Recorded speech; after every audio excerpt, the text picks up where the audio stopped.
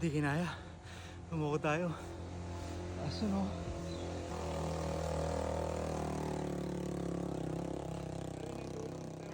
Good morning mga pare. Kwento ko lang tong naging ride natin papuntang Antena Hill. Kung galing Manila, magandang short ride or breakfast ride to. Maganda rin mag-ensayo ng ahon dito dahil may portion dito na talagang sobrang tarik. Siguro aabot yun ng mga 17 o 18% gradient. Papakita ko sa inyo mamaya. Share ko na rin yung natutunan ko ditong dapat mong gawin bago ka umahon. Ang daan pala dito, diretsuhin mo lang yung Kainta, tapos Taytay, Angono, Binangonan na highway. Sa bandang kaliwang side makikita mo to, Barangay San Carlos, Gate 2, yung parang entrance ng subdivision dyan. Landmark din dyan, merong Alpha Mart nakatapat, tapos Caltex. Tumigil lang tayo sa may Caltex para mag-CR saglit.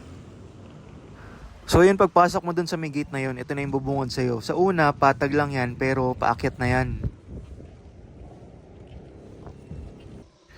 Ayun o, nakita mo yun, ayun na yung pader.